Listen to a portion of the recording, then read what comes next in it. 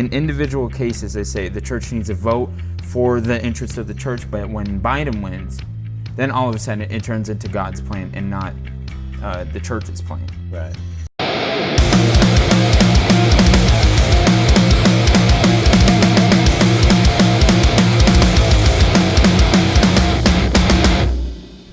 All right, here we are. Welcome, welcome. We're back.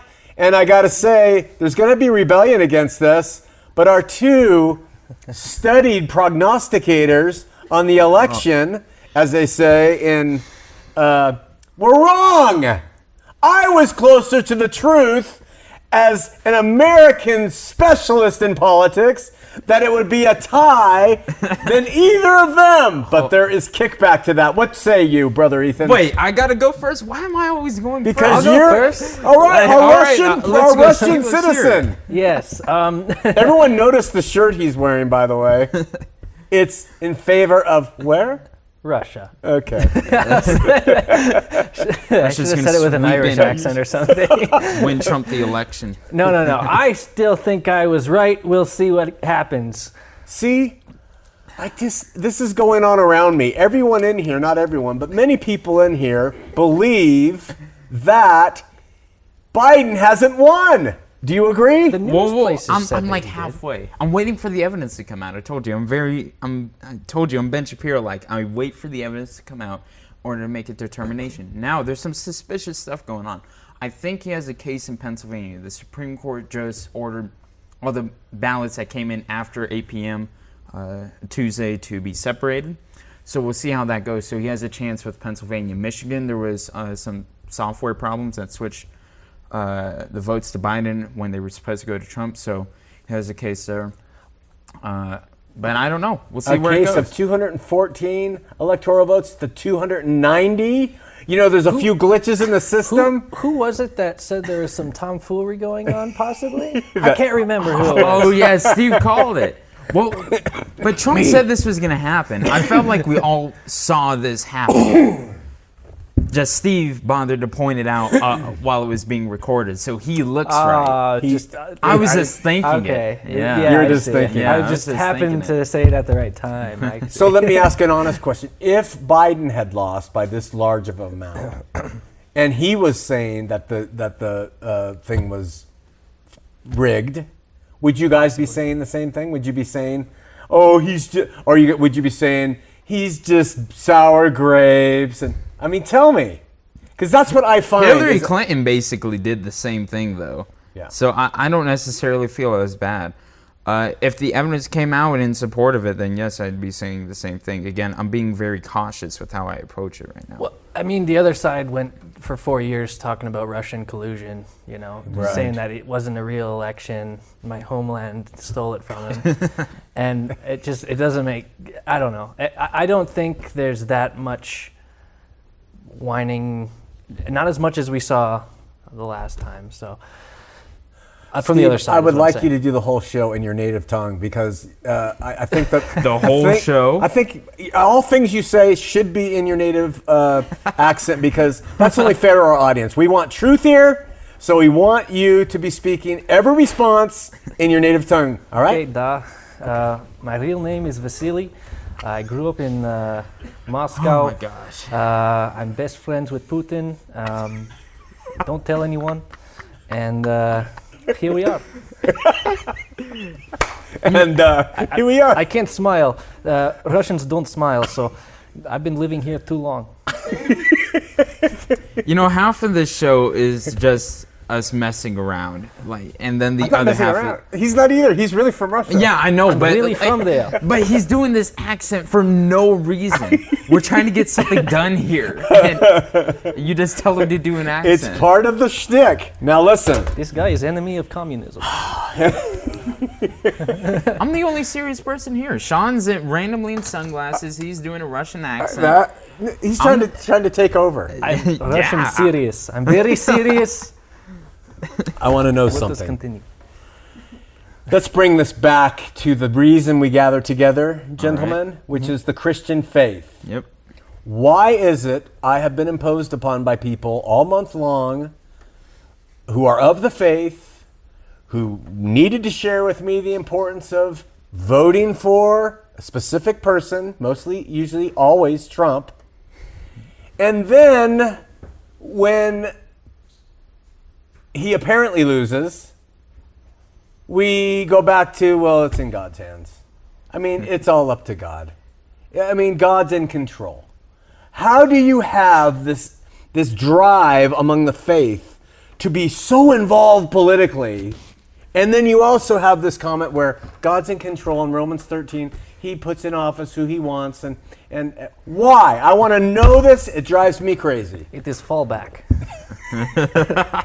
That's what I think it is. I really do think that. It's just fallback. I think it's comforting.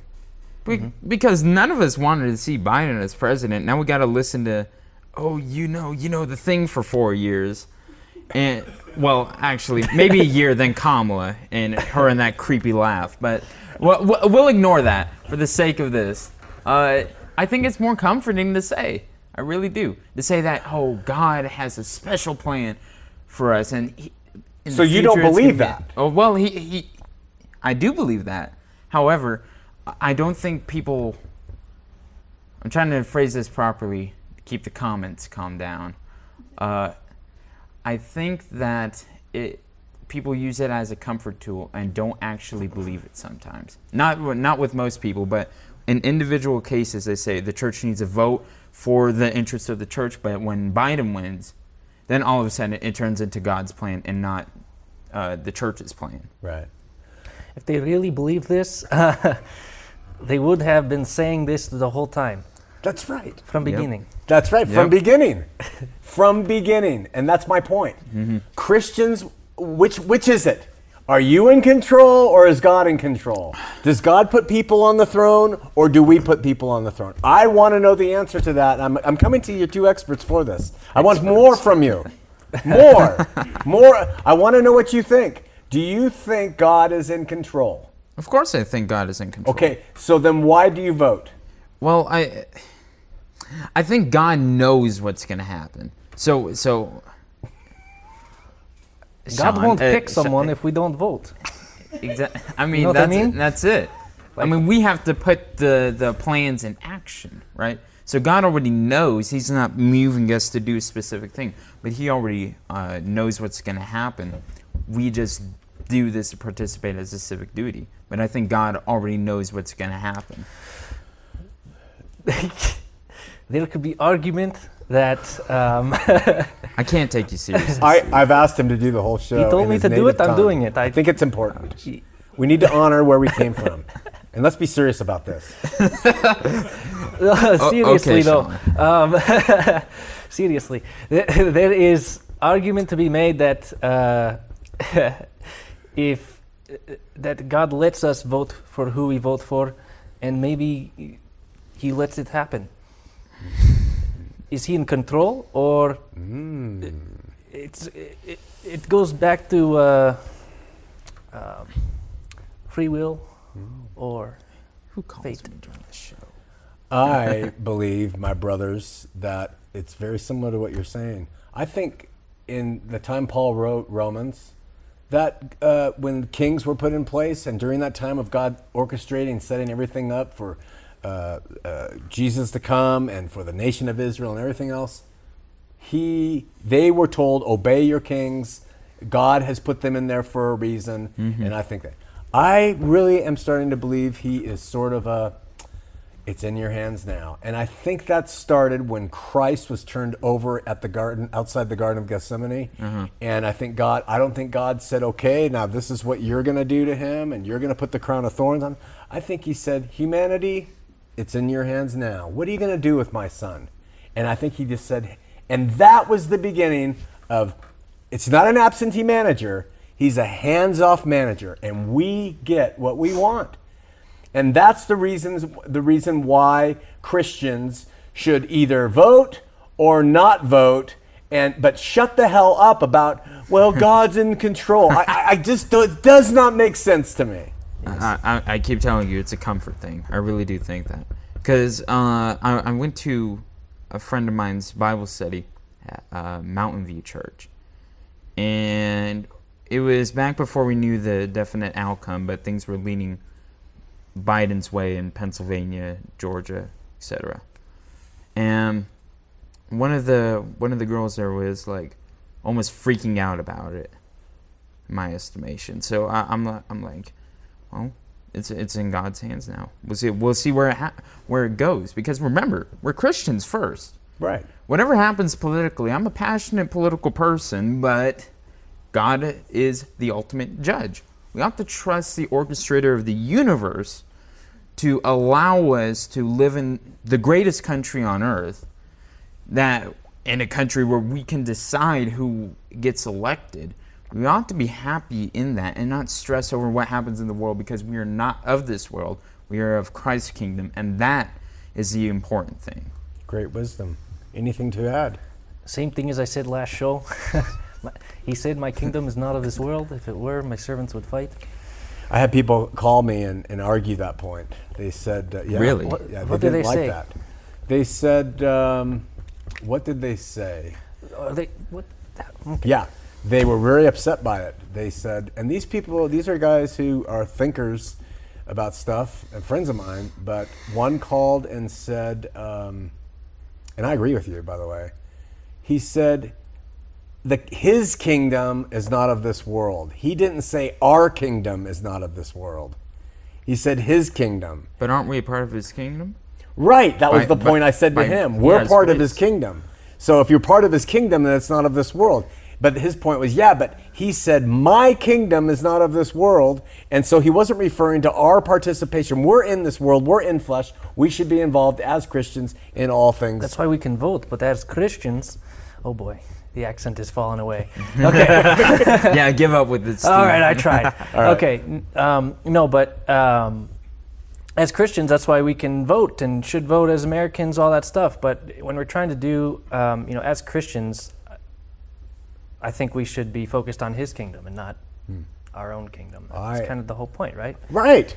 I was going to ask you actually what's usually the argument for that, or against That's one it, argument. rather. The other argument I've gotten for that is that Jesus was politically involved, and this is how. I've heard that a lot from Dr. Frank Turek, and I used to hear this argument a lot of the time. So What does he say? So basically, what he makes the argument, and I think he did a meeting with President Trump one time. Well, it was candidate Trump at the time, and for my birthday a few years ago, because Frank Turek is like the guy that got me into apologetics and all this sort of stuff. So I went to go see him on my birthday, and Trump happened to be in town the same day hosting a rally. This was a few days before the election. And Frank brought up this point, and he shows a picture of the Korean Peninsula. It shows North Korea and South Korea. And it shows the difference in like the lighting there, and shows how miserable North Korea is and how prosperous South Korea is. He makes a point, this is why politics matters. And of course politics matters. But he draws the distinction with Christ Jesus. He says Christ was involved with politics because he argued with political leaders such as the Pharisees and the Sadducees. And he draws that point in saying that this can apply to us today in arguing with, participating in the political spectrum today. I think that is such a frickin' stretch by Frank That's Turek. what I was going to say. And I think he argued with the leaders because in the nation of Israel, there was no separation between church and state. They're representing religion. They That's- represented the religion. I don't think he was arguing with them because of their Right, political he stance. argued their- right. He was saying, He what are you didn't argue doing their in government- my father's Yeah. name? Like, Right. That's all. He was No, doing. that's a terrible argument from Frank. I'm really disappointed in Frank Come on that Frank. one. But people, And I like Frank, but he is wrong with that in the main point. And again, I think it's important to participate in politics. I just think that you have to separate it from your religious beliefs best you can. civically, Yeah. you think it's an important civic I think thing. it's very important Yeah, civically. I know you do. Yeah. But we talk about Christian things. Yeah. Right? And so on that, you won't say you won't- should be involved in politics as a I Christian. won't say Jesus Christ wants you to participate in the political arena. And I refuse to say that this specific issue that the Republicans support means that you as a Christian have to vote that way. So the things on Facebook which say if you're a Christian, you would vote for Trump. and that kind of stuff. Yeah.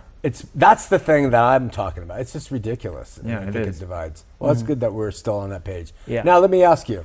It seems to me that there's kind of three reasons Christians are really involved politically. One is they want there to be moral reform. They are afraid of homosexual marriage. They're afraid of dogs living with cats. They're afraid of all that, and they want a believer in office, and they want to vote for believers so that we can legislate morality, so to speak. Yeah. Would you agree with that first principle, that they get involved in politics for that as Christians? Yeah. Well, Mormons do. Mormons do, certainly. Frank Turk actually wrote a book, his first book, I think, him and Norman Geisler, called Legislating Morality, which I should read since he brought up the point. I don't know, because one, the Christian's view of a believer in office is so distorted now that Donald Trump is considered a believer in office. The only slightly moral thing that any strong evangelical Christian could give him is that he doesn't drink, and even that is not even a sin in the Bible. Well, the problem with that, this goes back to what you were saying, it was either the last one or the part one, that it's the people in the church that suffer from this, because we're trying to combine, Trump and Jesus as the same person somehow magically, and then now all the people that aren't believers are like, what is this Christian stuff? Like, now Christians are racist. Yeah. Right. So, and even if there's people that are minding their own business just in a church that aren't political at all, now you're lumped into racism territory. Yeah. Just because people are making that combination. So as a Christian, not your civic duty, not how you believe, as a Christian, are you a believer in trying to legislate morality? Morality, I think, is objective. So I think that there are certain moral principles that ought to be legislated, like you shouldn't murder someone. But in terms of something like homosexuality, I believe in liberty. I believe in freedom. So the people that do not subscribe to the same view of certain moral principles that I do should have the freedom to make that choice. The Constitution and the American philosophical basis for our rights extend as far as you don't affect someone else's rights. So in terms of morality, as long as you let me be me and you do you, that's it. As long as you're not harming someone else. Yes. That's classic liberalism. I was going to say that path leads you down to libertarianism. That's right. I know. That's where I agree with the libertarians on. I disagree in a stronger federal government than what you would say. Well, I was going to say, I think a good starting point to fix this issue is maybe, or to answer the question, is the reasoning. Not if the laws that you make happen to line up with your moral religious views or whatever, that can be a coincidence. But I think the reasoning is the important part, because if you're drawing your reasoning from forcing a religion onto people, that's where it leads to dangerous stuff. So you're against theocracy? Yes. Absolutely against any sort of theocracy. 100% against it. Same here. It's funny because one of the guys I got a call from is like, it's not that bad of a thing. Even Really? The Constitution was founded on theocratic model. The Constitution was founded on a theism basis, not necessarily a Christian one. It's a mix of Christian, Because Judeo. Jefferson wasn't a... Yeah, he was a deist. They all had the philosophy of, okay, God exists and there's moral principles, natural law, right? You'll learn this in like U.S. history or civics class. You'll learn that in nature there is certain ordinances or certain rights that people are granted by God. That is and it's based off of Christian philosophy, but it's not singular to it. This is the real first step that I missed on the last first step. You just have to draw a line in your brain. Keep your Christian side over here when you're involving yourself into politics. Think in two ways, and that will solve the issue, I think. It just will. So why do we have Norman Geisler, a Bible scholar, writing a book called Legislating Morality? I don't know. I wouldn't write it. I haven't read it either, so I can't judge. Unless Why do we have criticism of Focus it. on the Family, one of the largest radio programs where it's all about legislating morality from the Christian side? Why do we have it? I mean, Because it's popular. We have three people sitting here who agree, but we have a nation who does not agree with you, and they're all believers, pastors, PhDs, and they don't agree with us 3 yokels. Because or 1 Russian. 1 yokel. I don't know. I think we're just the only reasonable people in the entire world here on Christian Anarchy. That was a reasonable stance. It's called Christian Anarchy today because, and you guys are on this because you're willing to share, whether you're conservative or liberal, you're willing to share your views. And I am finding that your views, we didn't orchestrate any of this, your views are consistent. You're younger. Is it that you get older and you become more conservative and so you want to control things? Yeah. What is it? Yeah, when I did my first interview with you on Heart of Matter here, we didn't get into doctrine. Yeah. We didn't get into the different beliefs we've had. And there's probably a bunch of disagreement here on the way we interpret the Bible. But still, you threw me up here, and we find ourselves in agreement on a lot of stuff. I just noticed something. Since we're against the entire Christian establishment, you know who we're just like? We're like the Trump of Christianity. Oh, God. We're making Christianity great again. I'm changing my hair. So, we're making Christianity great again. I've got all the best co-hosts. Yeah, let's see. He plays Trump. We got to find roles of who we are in this whole Christian campaign. Pence. Okay, Pence. Yeah, you would fit as Pence. How? I'll be like the Putin, Ben please? Carson of the crew, the token black man in the Trump administration. Hey, okay. So the next, I said there was 3. I can think of 2.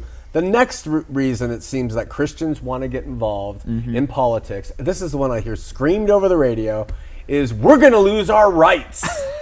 We're going to lose our rights to worship. We're going to lose, Shawn, you're going to lose your right to do a show. The commies are coming in. Free speech is gone. You're laughing. I want to know why. I am coming. No. He's coming. His relatives are coming up with their bashbushkas. No, whatever that was. Go ahead. Sorry, I have to formulate my. You're laughing your head off at that. I think it shows how weak we are as Christians. Yeah. There are people in China, Iran, Iraq, suffering and dying for the name of Christ, and we're sitting here worried that we're going to lose our right to go to church. They still go to church. We got to force it. We got to go in. The government is not our God. Yahweh is our God. That's right, man. So it doesn't matter what the law says. It matters what Christ says. What happened to the early church? What happened to them when they were taken into the Roman arenas and fed to the lions? You know what? They grew more and more. This is why Christianity's failing. We're too prosperous. We're too good. That's what I was going to say. What rights did they have back in there? None. And referencing the show that I referenced in our last episode of this, from way back, I found the show that I was talking about. It's from Has Jesus Returned, Part 1. Oh. If anyone look it up on Heart of the Matter, Has Jesus Returned, Part 1. But I think you said it well. If it comes between choosing your political freedom and Christ, we choose Christ, and we suffer for that. Yeah. And that's important to know. Yeah. You know? And we're not, I don't hear that anymore. I don't hear suffer for the faith. I hear defend our rights. What rights do we have? What rights did Christ have? As an American, I'll defend my rights, but not as a Christian. I'm not bringing Christ into that. And so we've merged that, haven't we? We've taken being American and we've made an American Jesus. You seriously need to, like I said, draw the line in your head and practice it if it's that hard. You know, say, okay, what are my political views? Okay, what views am I bringing Christ into? Let's separate that, and that can solve a lot of these problems, I think. And in your estimation, though, the Christ view always is, like he said, Yahweh's view is always supreme. Always number one, yeah. Always number one. Yeah. I mean, if my political views were somehow, I don't know, causing problems with my faith, then that's probably an issue. Yeah. But I think, you always need to have Christ as your number one, which I think in my life anyways, I didn't really care much about politics for the longest time, so Christ was always my number one first anyways. Mm-hmm. And then I slowly sort of started to develop my own political views as well, separately from that. And now I have two different things, and Christ is always number one, but then I have my political views too. And so with that, and here's the problem that I encountered when I first got into politics and religion. what really got me into religion was politics. So I explained how I first became me back in 5th grade, and I was watching. My mom made me watch Ben Carson's prayer breakfast speech or whatnot back in 2015, and I watched it, and I'm like, man, America's in trouble. Got to research this stuff. So I get into that, and then I siphoned off and watched Frank Turk after that. So when you get that perspective of religion and politics mixing, then that's your mentality for a while. So I don't know if I told you all this, but I may have told you all this. I don't know. I'll tell you again. Yeah, tell us. So in 6th grade at Cobb Middle School down in Tallahassee, Florida, me and my friend Zajavian, we went and formed a Christian group during the last 2 or 3 months of school called Christian Brothers and Sisters in Christ. That's what it was called. It was basically an apologetics Bible study group. And this mentality is really where it started, because I was a part of FCA, which is a national Christian club group, but they would always complain every time I would bring up the hard topics, homosexuality, apologetics, things like that. So I siphoned off and started it there. And you learn a lot of lessons when you first start there. You learn to start thinking for yourself. So I think this is a great thing about this show. It's very hard for young people when they first get into it to study for themselves, because they're learning this for the first time. So it's something we really have to work on, emphasizing think for yourself, form your own views, form your own interpretations, and we will accept them. That is so yeah, important. they don't teach that in No. youth groups today. I like as you know, I grew up going to youth group all the time. I was in the worship band. I was going every Wednesday night. I was doing the whole thing, and I get, they did. Sometimes they would have kids give a message, on certain weeks. But for the most part, there wasn't a whole lot of challenging or thinking for yourself, and the leaders weren't telling people to think necessarily to think for themselves. It was sort of assumed that everyone sort of goes along with it, And I think including that message of self, what's the word I'm looking for? I don't know. Come on, independence. There we go. There you go. Independence. I think that would fix some stuff. It would. So, like, when I went to youth group at this other church, and it's an Assembly of God church, so I was thinking it would be something different. It's Southern Baptist, and it's literally the exact same thing. And I have a lot of fun. I have a good friend that goes there, and we were chilling out playing, what's it called, carpet ball or whatnot. Yeah, carpet ball. Yeah, I'm good at it. I haven't played in years. You need to get a carpet ball set and put it right here. That's some youth group stuff right there, is carpet ball. But yeah, all that stuff. And then I liked their analysis. We were talking about Judges, and that's a hard book because there's like people from like 3rd grade and up to 10th, 11th grade in there. It's a hard book to understand because a lot of stuff is going on in there. The problem is they do not teach them, okay, here is how you start investigating it yourself. When you leave here, we want you to look at this stuff for yourself and come up with your own conclusions. That's the thing we must focus on, and that's the thing that I try and do. And it's why I'm very, very brief with how I analyze things, because I want to get people interested in the topic to research it themselves and come to their own conclusions, not mine or Sean's or Steve's. You have to reach your own conclusion by your own ways. Do you think we've lost that in the faith, generally speaking, today? Yep. Yeah. And I think, remember when we were going through Revelation, how you gave several different views on how people see it? That's a good idea for a lot of, scripture and teaching, especially to younger kids that are just learning these things, to show them the other views so that they don't get sucked down a world of pain if they start believing one thing, and then it leads. Sometimes they end up in culty stuff. Yeah, and they also become very disillusioned if they go to a church that teaches one way, and they find the one way is challengeable. Yeah, and the whole world comes apart. Exactly. So teaching people how to think is far more important in the church than teaching them what to think. Yep. Yeah, definitely. And both of you agree. And I hope that the audience at home, especially if younger people are watching this, you realize that evangelical Christianity, what you see packaged to you today, is not the faith. And we didn't coach each other on this. They understand what the faith is, and they're articulating to you it is not being a Republican or a Democrat or a communist or a capitalist. It is Christ. So we're going to wrap the show up right now, and I have a question for you to open up the show for the next 2 weeks when it comes out. And what do you, I have 2 questions. What comes to mind when you hear the term American Jesus? That's the first question. And the second question is, in terms of traits, characteristics, principles with God, what do you hold as supreme? Does he hold faith? Does he hold hope? Does he hold love? Does he hold liberty? Does he hold independence? What does he hold supreme? And your answers to those 2 questions when we come back. Out! Always a cliffhanger. Every single time.